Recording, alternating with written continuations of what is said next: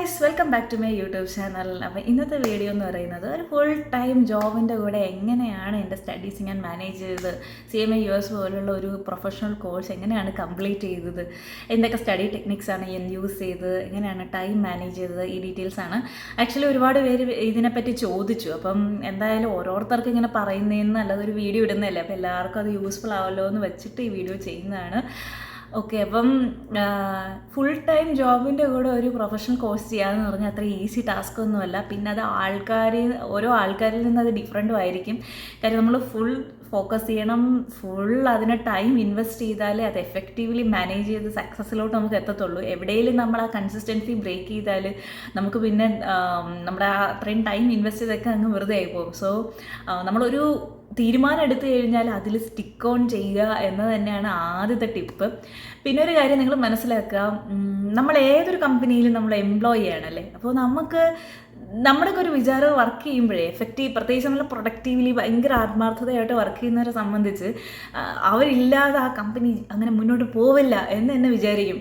പക്ഷെ അതൊക്കെ വലിയ മണ്ടത്തരമാണ്. നമ്മൾ ആ കമ്പനിയിൽ ഉണ്ടെങ്കിലും ഇല്ലെങ്കിലും കമ്പനി റൺ ചെയ്യും എന്നുള്ളത് ആദ്യം മനസ്സിലാക്കുക. അതിന് എത്ര വലിയ ക്രൂഷ്യൽ റോളാണ് നിങ്ങൾ ചെയ്യുന്നെങ്കിലും അത് റീപ്ലേസബിൾ ആണ് എന്ന് സത്യം ഫസ്റ്റ് മനസ്സിലാക്കുക. അപ്പം ഓവർ ആത്മാർത്ഥത കൊടുത്ത് പണി വാങ്ങാതിരിക്കുക എന്ന് തന്നെ ആദ്യം ഞാൻ പറയാം. നമുക്ക് വാല്യൂ ഉണ്ട്, നമ്മൾ ഡെവലപ്ഡ് ആണ്, നമുക്ക് നല്ല ക്വാളിഫൈഡ് ആണ്, നമുക്ക് കുറേ അറിവുണ്ട് എന്നുണ്ടെങ്കിൽ മാത്രമേ നമ്മൾ മാർക്കറ്റിൽ കോമ്പറ്റീറ്റീവ് ആവുന്നുള്ളൂ. അല്ലാതെ നമ്മൾ ഒരു കമ്പനി എടുത്തു, ആ കമ്പനിയിൽ വർഷങ്ങളോളം പണി ചെയ്തു, ഈ കമ്പനി ഇനി നമ്മളില്ലാതെ ആ കമ്പനി മുന്നോട്ട് പോകില്ല എന്നൊക്കെ ധാരണ നിങ്ങൾക്കുണ്ടെങ്കിൽ ഫസ്റ്റ് നിങ്ങളത് മാറ്റി വയ്ക്കുക. അതൊക്കെ വെറും യൂസ്ഫുൾ അല്ലാത്ത തോട്ട്സാണ്. അത് ശരിക്കും നിങ്ങളത് റിയലൈസ് ചെയ്യുന്നത് നിങ്ങളൊരു ആ കമ്പനി റിസൈൻ ലെറ്റർ ഇട്ട് നോക്കൂ. ആദ്യമൊക്കെ അവർ ജസ്റ്റ് നിങ്ങളെ പിടിച്ചേക്കാരൊക്കെ നോക്കിയെന്നിരിക്കാം. പക്ഷെ നിങ്ങൾ ആ കമ്പനിയിൽ നിന്ന് മാറുമ്പോൾ നിങ്ങൾ പോയതിനെക്കാട്ടി ചിലപ്പം നല്ല എഫക്റ്റീവ്ലി ആ കമ്പനി റൺ ചെയ്യുന്നുണ്ടാവും. അപ്പോഴാണ് നിങ്ങൾക്ക് മനസ്സിലാകുന്നത് നിങ്ങളുടെ വാല്യൂ എത്രത്തോളം ഉണ്ടായിരുന്നു. ശരിക്കും വാല്യൂ എന്ന് പറയുന്നത് ഒരു കമ്പനി വർക്ക് ചെയ്യുമ്പോൾ ആ കമ്പനിയാണോ നമുക്ക് വാല്യൂ തരേണ്ടത്? അല്ല, നമുക്കാണ് വാല്യൂ കൂട്ടേണ്ടത്. നമുക്ക് എന്തെങ്കിലും പ്രൊഫഷണൽ ക്വാളിഫിക്കേഷൻ, നമുക്ക് ഉണ്ടാവുന്ന നോളജ്, അതാണ് നമ്മുടെ വാല്യൂ. അല്ലാതെ നമ്മളൊരു ഇന്ന കമ്പനി വർക്ക് ചെയ്തു, ഇന്ന റോളാണ് നമ്മൾ ചെയ്തിരുന്നത്, ഇതൊന്നുമല്ല നമ്മുടെ വാല്യൂ. നമ്മുടെ വാല്യൂ നമുക്ക് ഇതിൽ നിന്നൊക്കെ കിട്ടുന്ന എക്സ്പീരിയൻസും നോളജുമാണ്. ഇതിൻ്റെ ബേസിസിലാണ് നമുക്ക് മാർക്കറ്റിൽ കൂടുതൽ ഓപ്പർച്യൂണിറ്റീസ് കിട്ടുന്നത്, അല്ലേ? അപ്പോൾ ഒരു കമ്പനിയും നിങ്ങളെ ഡിഫൈൻ ചെയ്യാൻ അനുവദിക്കരുത്. ഓക്കെ, നിങ്ങളൊരു കമ്പനിയിലും ലോക്ക് ആവരുത്. നിങ്ങൾക്ക് മുന്നോട്ട് പോകാൻ പറ്റണം. നിങ്ങളുടെ എക്സ്പീരിയൻസും നിങ്ങളുടെ നോളജും വെച്ചിട്ട് നിങ്ങൾക്ക് പല കമ്പനീസിൽ വർക്ക് ചെയ്യാൻ പറ്റണം. നിങ്ങൾ ഒരിടത്തും സ്റ്റക്കാവാതിരിക്കുക എന്നാണ് ഫസ്റ്റ് ഞാൻ പറയാം. അപ്പം അതിനുവേണ്ടി നമ്മൾ എന്താ ചെയ്യേണ്ടതെന്ന് വെച്ച് കഴിഞ്ഞാൽ നമ്മൾ ഡെവലപ്പ് ചെയ്തുകൊണ്ടിരിക്കുക, നമ്മുടെ ക്വാളിഫിക്കേഷൻ കൂട്ടിക്കൊണ്ടിരിക്കുക, നമുക്ക് എന്തൊക്കെ സ്കിൽ ട്രെയിനിങ് ചെയ്യാൻ പറ്റുമോ അതൊക്കെ ചെയ്തുകൊണ്ടിരിക്കുക. സോ അങ്ങനെയാണ് ഞാൻ CMA US കോഴ്സിലോട്ട് വരുന്നത്. എനിക്കും ഒരു ഇമ്പ്രൂവ്മെൻറ്റ് വേണം, ലൈഫ് മാറണം. എപ്പോഴും ഒരിടത്ത് തന്നെ ഇങ്ങനെ ചിലപ്പോൾ ചില സമയത്ത് നമുക്ക് വളരെ കംഫർട്ടായിട്ടുള്ള ജോബ് ഉണ്ടായിരുന്നു. എൻ്റെ ലൈഫിൽ ഏറ്റവും കംഫർട്ട് ജോബ് ഉണ്ടായിരുന്ന സമയത്താണ് ഞാൻ ഈ കോഴ്സ് ചെയ്യണമെന്നും ഒരു ഷിഫ്റ്റ് വേണമെന്നും വിചാരിച്ച് ട്രൈ ചെയ്യാൻ തുടങ്ങുന്നത്. സോ ഒരു കംഫർട്ട് സോണിൽ പെട്ടാലും അപകടമാണ്, പിന്നെ നമുക്കൊരു ഇമ്പ്രൂവ്മെൻറ്റോ ഒന്നും ഉണ്ടാവില്ല. സോ അങ്ങനെയാണ് ഞാൻ ഈ കോഴ്സ് എടുക്കുന്നതും. അപ്പോൾ ജോബിൻ്റെ കൂടെ നമ്മുടെ ഈ പഠിക്കുന്ന സമയത്ത് ഏറ്റവും കൂടുതൽ ഫേസ് ചെയ്യുന്ന ഒരു പ്രഷർ എന്ന് പറഞ്ഞു കഴിഞ്ഞാൽ ഈ വർക്കിൻ്റെ സമയത്ത് എന്തെങ്കിലുമൊക്കെ നടന്നിട്ടുണ്ടാവും. ചിലപ്പോൾ ഓഫീസ് പൊളിറ്റിക്സ് ആയിരിക്കാം, ഇല്ലെങ്കിൽ നമ്മൾ ചെയ്ത വർക്ക് ഒട്ടും റെക്കഗ്നൈസ്ഡ് ആവാതിരിക്കാം, ഇല്ലെങ്കിൽ നമുക്ക് ഒരുപാട് റെസ്പോൺസിബിലിറ്റീസ് ഇങ്ങനെ കിട്ടിക്കൊണ്ടിരിക്കുന്നുണ്ടാവും, നമുക്കൊന്നും നോ പറയാനുള്ള പ്രശ്നം. സോ ഇങ്ങനെയുള്ള കുറേ ഇഷ്യൂസ് വർക്ക് ചെയ്യുന്നവരെ സംബന്ധിച്ചുണ്ട്. ഫസ്റ്റ് നിങ്ങൾ എങ്ങനെയാണ് വർക്ക് ചെയ്യുന്നത് ഡിസ്കണക്ട് ചെയ്യുക എന്നുള്ളത് പഠിക്കുക. ഓക്കെ, ഇപ്പോൾ 9 to 5 ജോബാണെങ്കിൽ ആ 5 o'clock കഴിഞ്ഞ് പിന്നെ നിങ്ങൾ വർക്കിനെ പറ്റി ചിന്തിക്കരുത്. അവിടെ നിന്ന് സ്റ്റെപ്പ് ഔട്ട് ചെയ്ത് കഴിഞ്ഞാൽ പിന്നെ നിങ്ങൾ ആ ഒരു തോട്ട്സിലോട്ട് പോകരുത്. അങ്ങനെ പോകാതിരിക്കണമെങ്കിൽ വേറെ എന്തെങ്കിലും നിങ്ങൾ ചെയ്യണം. അങ്ങനെയാണ് ഞാൻ ഈ സ്റ്റഡീസിലോട്ടൊക്കെ വരുന്നത്. സോ അതൊരു ടിപ്പാണ്. അപ്പോൾ നിങ്ങൾ ഒരിക്കലും എന്താണ് 9 to 5 ജോബാണെങ്കിൽ ആ ഒരു ജോബ് എപ്പോൾ തീരുമോ അത് കഴിഞ്ഞ് പിന്നെ നിങ്ങൾ വീണ്ടും ജോബിനെ പറ്റി ചിന്തിക്കരുത്. അതായത് അതിന് അവിടെ എന്തൊക്കെ സംഭവിച്ചാലും, അതിന് എന്തൊക്കെ മെൻ്റൽ പ്രഷർ ഉണ്ടായാലും, ആരൊക്കെ എന്തൊക്കെ നിങ്ങളെ പറഞ്ഞാലും, ഇനി നാളെ ഒരു ഡെഡ് ലൈൻ ഉണ്ടെന്ന് പറഞ്ഞ് ഇന്നേ ഓർത്തിരിക്കാതെ അവിടെ വെച്ച് നിങ്ങളുടെ ഈ തോട്ട്സ് ഡിസ്കണക്ട് ചെയ്യാൻ പഠിക്കുക.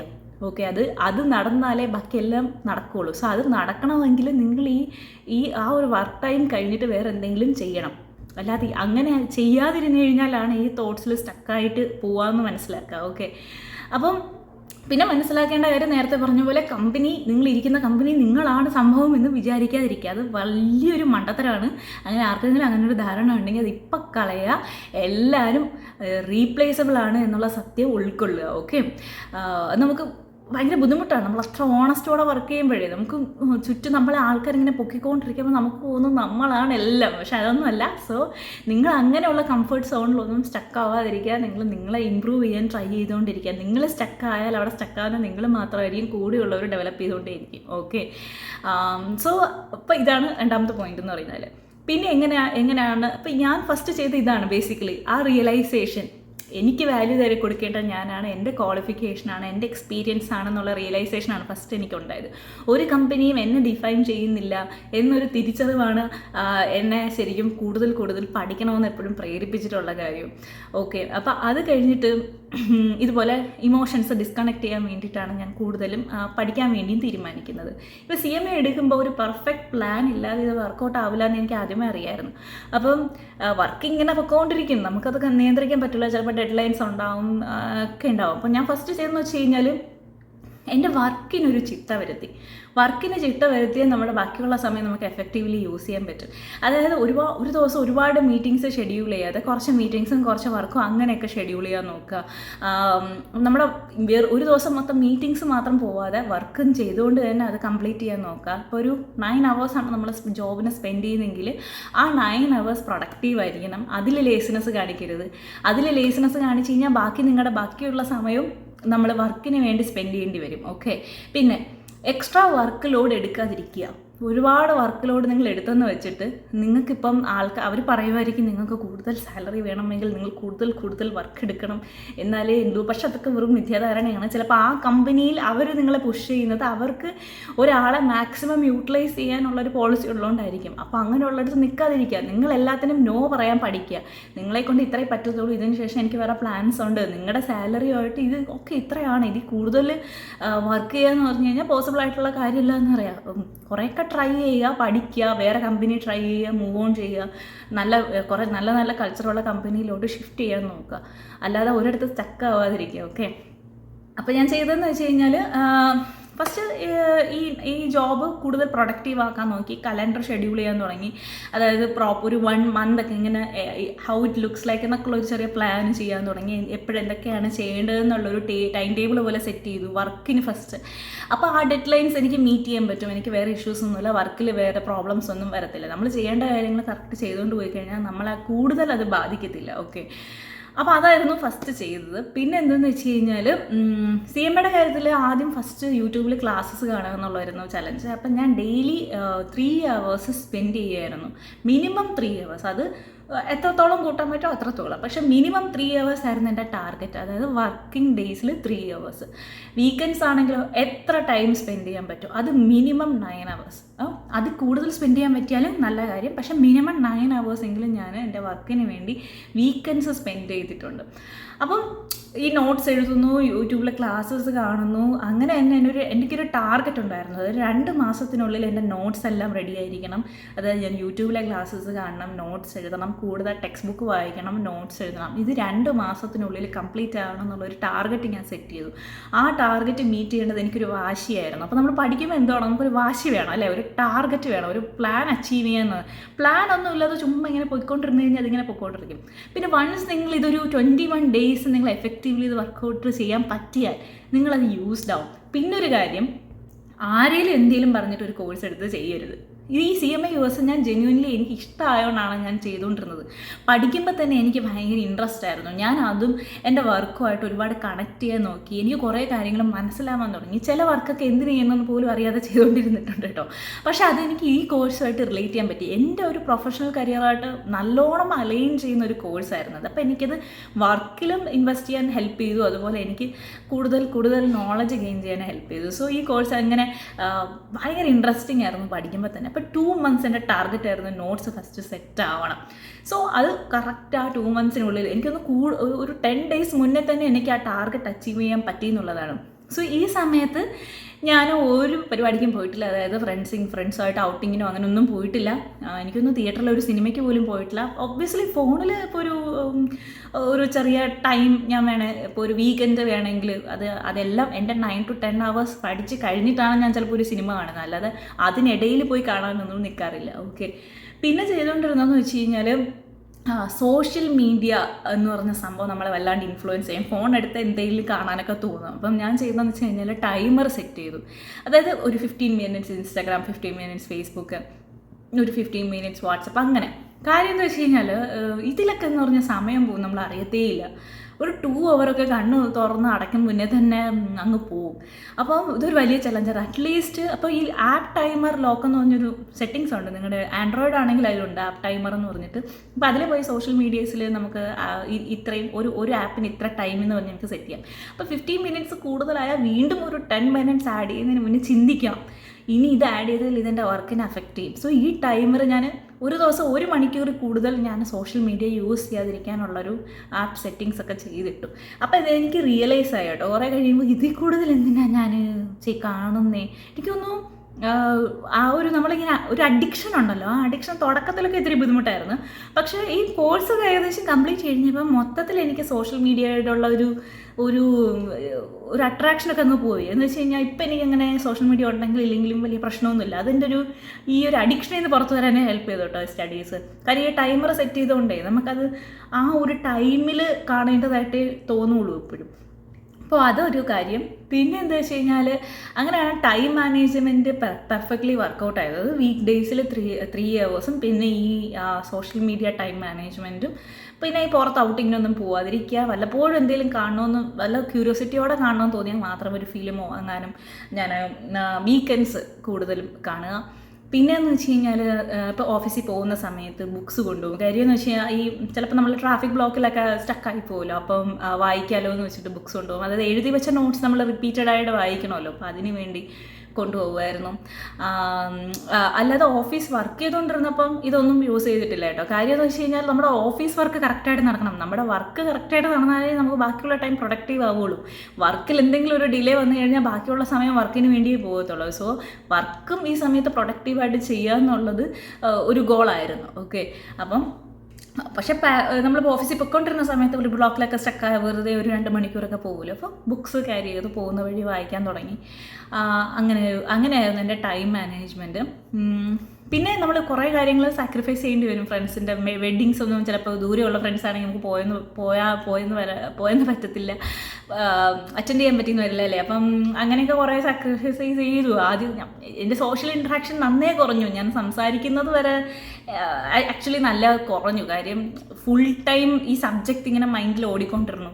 വീണ്ടും ഇത് തീർക്കണം എന്നുള്ള ഇതായിരുന്നു. അപ്പോൾ ആ 2 months ക്ലാസ്സസിനെല്ലാം എഴുതി കഴിഞ്ഞിട്ട് പിന്നെ 2 months ഞാൻ കംപ്ലീറ്റ്ലി പ്രാക്ടീസ് ചെയ്തു. പ്രാക്ടീസ് ചെയ്യുന്ന സമയത്ത് വീക്കെൻഡ്സേ പ്രാക്ടീസ് ചെയ്യാൻ പറ്റുള്ളൂ. 3 hours സ്ട്രെയിറ്റ് ഇരുന്ന് MCQ പ്രാക്ടീസ് ചെയ്യണം. അപ്പം ഞാൻ ചെയ്തതെന്ന് വെച്ച് കഴിഞ്ഞാൽ സാറ്റർഡേ സൺഡേസ് ഞാൻ 3 hour സ്ട്രെയിറ്റ് MCQ പ്രാക്ടീസ് ചെയ്യാൻ തുടങ്ങി. എന്നിട്ട് അതായത് ഇപ്പം സാറ്റർഡേ എഴുതുന്നു, 3 hour MCQ പ്രാക്ടീസ് ചെയ്യുന്നു. ബാക്കിയുള്ള ദിവസം എത്രത്തോളം MCQs റിവ്യൂ ചെയ്യാൻ പറ്റുന്നോ അത് റിവ്യൂ ചെയ്യുന്നു. നെക്സ്റ്റ് ഡേ വീണ്ടും 3 hour പ്രാക്ടീസ് ചെയ്യുന്നു.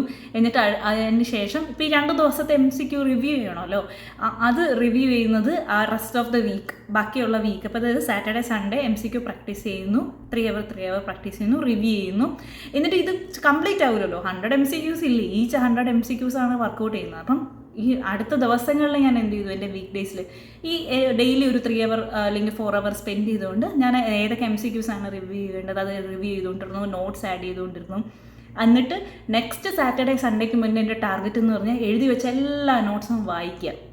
ഇത് വായിച്ച് കഴിഞ്ഞിട്ട് എനിക്ക് വീണ്ടും next Saturday Sunday MCQ attend ചെയ്യാൻ പറ്റുള്ളൂ. കാര്യം അത് അങ്ങനെ ചെയ്തില്ലെങ്കിൽ ഞാൻ എഴുതി വെച്ച കാര്യങ്ങളൊന്നും പഠിക്കുന്നില്ല, വീണ്ടും എഴുതുന്നു, എൻ്റെ സ്കോറിനൊരു ഇമ്പ്രൂവ്മെൻ്റ് ഒന്നും വരില്ല. അപ്പം ഇതായിരുന്നു എൻ്റെ plan. Saturday Sunday MCQ exam മോഡിലിട്ട് അറ്റൻഡ് ചെയ്യുക. എന്നിട്ട് അതിൻ്റെ റിവ്യൂ എല്ലാം വീക്ക് ഡേയ്സിൽ ചെയ്യുക, കൂട്ടത്ത് നോട്ട്സ് എല്ലാം വായിക്കുക. എന്നിട്ട് വീണ്ടും നെക്സ്റ്റ് സാറ്റർഡേ സൺഡേക്ക് എക്സാമിന് പ്രിപ്പയർ ചെയ്യുന്ന പോലെ വീണ്ടും എക്സാം അറ്റൻഡ് ചെയ്യുക. അപ്പോൾ അവനൊരു എവരി വീക്കെൻഡ്സ് ഞാൻ അങ്ങ് എക്സാം അറ്റൻഡ് ചെയ്യുവാണ്. അപ്പോൾ അങ്ങനെ ഒരു 2 months ഈ MCQ പ്രാക്ടീസിന് മാത്രം സ്പെൻഡ് ചെയ്തു. അങ്ങനെ കഴിഞ്ഞപ്പോൾ എനിക്ക് എക്സാം അറ്റൻഡ് ചെയ്യാൻ പോകുന്ന സമയത്ത് ഞാൻ ഫുള്ളി കോൺഫിഡൻ്റ് ആയിരുന്നു. കാര്യം ഓൾറെഡി ഒരുപാട് വട്ടം ഇപ്പോൾ ഒരു മാസത്തിൽ ഏകദേശം ഒരു 4-5-6 വട്ടത്തിൽ കൂടുതലൊക്കെ നമ്മൾ പഠിക്കും, ഇങ്ങനെ എക്സാം അറ്റൻഡ് ചെയ്തുകൊണ്ടിരിക്കുമല്ലേ. അപ്പോൾ വീണ്ടും 2 മാസമായിട്ട് ഇത് തുടർച്ചയായി ചെയ്യുമ്പം അത് എക്സാമിന് മുന്നേ ഞാൻ ആക്ച്വലി ഫുള്ളി പ്രിപ്പയർഡ് ആയിരുന്നു. എങ്ങനെയാണ് ആ 3 hours എക്സാമിൻ്റെ ആ ഒരു 3 hours എങ്ങനെയാണ് ഞാൻ മാനേജ് ചെയ്യേണ്ടത്, എത്ര ടൈം ഞാൻ ഒരു MCQവിന് സ്പെൻഡ് ചെയ്യണം. സോ ഇതൊക്കെ ഞാൻ ബൈ പ്രാക്ടീസാണ് എന്നെ ഹെൽപ്പ് ചെയ്തത്. പിന്നെയെന്ന് വെച്ച് കഴിഞ്ഞാൽ ഓരോ പ്രാവശ്യം MCQs പ്രാക്ടീസ് ചെയ്യുമ്പോൾ എൻ്റെ സ്കോർ ഇങ്ങനെ ഇമ്പ്രൂവ് ആകാൻ തുടങ്ങി. കാര്യം ഞാൻ വീക്ക് ഡേയ്സ് ഇത് പഠിച്ചിട്ടാണല്ലോ വീക്കെൻഡ്സ് പ്രാക്ടീസ് ചെയ്യുന്നത്. അപ്പോൾ ആ സ്കോർ ഇമ്പ്രൂവ് ആകുമ്പം ഓരോ വീക്കെൻഡ്സും ഇങ്ങനെ വെയിറ്റ് ചെയ്യുമായിരുന്നു. ഓക്കെ, നെക്സ്റ്റ് ഇതിൽ നിന്ന് കുറച്ചെങ്കിലും സ്കോർ കൂടണം എന്നൊക്കെ പറഞ്ഞിട്ട്. സോ അങ്ങനെയാണ് ചെയ്തുകൊണ്ടിരുന്നത്. പക്ഷേ MCQs എങ്ങനെയാണ് പ്രാക്ടീസ് ചെയ്യേണ്ടത്, എന്തായിരുന്നു എൻ്റെ സ്റ്റഡി ഇൻ ഡീറ്റെയിലൊക്കെ ഞാൻ വീഡിയോസ് ഇട്ടിട്ടുണ്ട്. അപ്പോൾ നിങ്ങൾക്കത് കാണണമെങ്കിൽ പോയി കാണാം. അപ്പോൾ കുറച്ചും കൂടെ കൂടുതൽ ഐഡിയ കിട്ടും. ഇതിപ്പോൾ ഞാൻ ഒരു ടൈം മാനേജ്മെൻറ്റ് ടെക്നിക്ക് എന്നുള്ള രീതിയിൽ പറഞ്ഞു പോവുകയാണ്. സോ ഇങ്ങനെയാണ് ഞാൻ പഠിച്ചത്. സോ എനിക്ക് 4 months എടുത്തു ഈച്ച് പാർട്ട് പ്രിപ്പയർ ചെയ്യാൻ. അത് ഞാൻ വർക്ക് ചെയ്തുകൊണ്ടാണ് അത്രയും ടൈം എടുത്തത്. ഇപ്പോൾ വർക്ക് ചെയ്യാതിരിക്കുന്നവരെ സംബന്ധിച്ച് അത്രയും ടൈമൊന്നും എടുക്കില്ല. സോ 4 months ഈച്ച് ഓരോ പാർട്ടിനും എടുത്തു. ചെയ്തെങ്ങനെയെന്ന് വെച്ച് കഴിഞ്ഞാൽ ഒരു 2 months നോട്ട്സ് എഴുതി കഴിഞ്ഞ് വൺസ് കോൺഫിഡൻ്റ് ആയി 2-3 പ്രാവശ്യം പ്രാക്ടീസ് ചെയ്ത് കഴിഞ്ഞിട്ടാണ് ഫസ്റ്റ് എക്സാമിൻ്റെ രജിസ്റ്റർ ചെയ്യുന്നത്. അത് കഴിഞ്ഞിട്ട് രജിസ്ട്രേഷൻ കഴിഞ്ഞ് ആ എക്സാം അറ്റൻഡ് ചെയ്ത് കഴിഞ്ഞിട്ട് പിന്നെ നെക്സ്റ്റ് 4 months ഇതുപോലെ പഠിച്ചിട്ടാണ് വീണ്ടും നെക്സ്റ്റ് അറ്റൻഡ് ചെയ്യുന്ന എക്സാം. സോ അങ്ങനെയാണ് ചെയ്തത്. സോ എനിക്ക് വിത്തിൻ 1 year ആ കോഴ്സ് മൊത്തത്തിൽ കംപ്ലീറ്റ് ചെയ്യണമെന്നുണ്ടായിരുന്നു. ഇതിങ്ങനെ ഡ്രാഗ് ചെയ്ത് കൊണ്ടുപോകാൻ താല്പര്യമില്ലായിരുന്നു. സോ അങ്ങനെയാണ് ഞാൻ സ്റ്റഡീസും വർക്കും ഒക്കെ മാനേജ് ചെയ്തത്. എഫക്റ്റീവ്ലി മാനേജ് ചെയ്യുന്ന വെച്ചാൽ എനിക്ക് ആ വർക്കിൽ നിന്നും റെക്കഗ്നേഷൻ കിട്ടി, അതുപോലെ എക്സാമും പാസ്സായി. സോ രണ്ടും വളരെ എഫക്റ്റീവ്ലി എന്നെ കൊണ്ട് മുന്നോട്ട് പോകാൻ പറ്റി. സോ ഇൻ ഷോർട്ട് പറയുവാണെങ്കിൽ നമ്മുടെ മൈൻഡ് സെറ്റ് ഫസ്റ്റ് സെറ്റ് ചെയ്യുക. വർക്ക് ലൈഫും വർക്ക് പൊളിറ്റിക്സും നമ്മളെ മൈൻഡ്സിനെ അഫക്റ്റ് ചെയ്യാതിരിക്കും നമ്മൾ വേറെ കാര്യങ്ങളിൽ ഫോക്കസ് ചെയ്യുക. 2 നമ്മുടെ വാല്യൂ നമ്മളാണ് ഡിഫൈൻ ചെയ്യേണ്ടത്, കമ്പനിയല്ല ഡിഫൈൻ ചെയ്യേണ്ടതും മനസ്സിലാക്കുക. 3 എന്ന് പറഞ്ഞാൽ ടൈം നമ്മൾ എഫക്റ്റീവ്ലി മാനേജ് ചെയ്യുക. അതിന് നിങ്ങൾക്ക് നിങ്ങളുടേതായ ടെക്നിക്സ് യൂസ് ചെയ്യാം, ഇല്ലെങ്കിൽ ഞാൻ പറഞ്ഞ ടെക്നിക്ക് യൂസ് ചെയ്യാം. സോഷ്യൽ മീഡിയയുടെ ടൈം മാനേജ്മെൻറ്റ് അത് നിങ്ങൾ ട്രാക്ക് ചെയ്യുക, ഒരുപാട് സമയം അതിന് വേണ്ടി സ്പെൻഡ് ചെയ്യാതിരിക്കുക. സോ ഈ ഡീറ്റെയിൽസ് ആണ്. പിന്നെ കൺസിസ്റ്റൻസി വെരി ഇമ്പോർട്ടൻ്റ് ആണ്. അത് ഏതൊരു കാര്യത്തിനും ഇത് കൺസിസ്റ്റൻ്റോടെ ഞാൻ 4 months ചെയ്തതുകൊണ്ട് മാത്രമാണ് എനിക്കിത് കംപ്ലീറ്റ് ചെയ്യാൻ പറ്റിയത്. So consistency is the key. അത് എന്ത് കാര്യത്തിനായാലും, അതിപ്പോൾ ഇതല്ല വേറെ എന്ത് കാര്യമാണെങ്കിലും കൺസിസ്റ്റൻസി ഇല്ലാതൊന്നും നടക്കില്ല എന്ന് മനസ്സിലാക്കുക.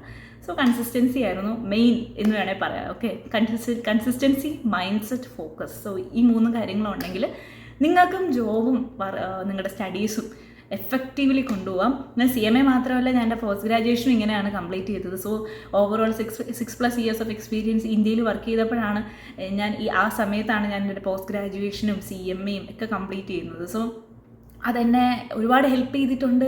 അതെൻ്റെ ടൈം മാനേജ്മെൻറ്റിനെ ഹെൽപ്പ് ചെയ്തിട്ടുണ്ട്. കുറച്ചും കൂടെ നല്ല ജോബ് കിട്ടാൻ ഹെൽപ്പ് ചെയ്തിട്ടുണ്ട്. സോ വർക്ക് ചെയ്യുമ്പോൾ നിങ്ങൾ സ്റ്റക്ക് ആവാതിരിക്കുക, നിങ്ങളെ പഠിത്തം അവിടെ വെച്ച് സ്റ്റോപ്പ് ആവാതിരിക്കുക, കൂടുതൽ പഠിച്ചുകൊണ്ടിരിക്കുക, നിങ്ങളെ തന്നെ നിങ്ങൾ ഡെവലപ്പ് ചെയ്തുകൊണ്ടിരിക്കുക, നിങ്ങളുടെ വാല്യൂ നിങ്ങൾ തന്നെ കൂട്ടിക്കൊണ്ടിരിക്കുക.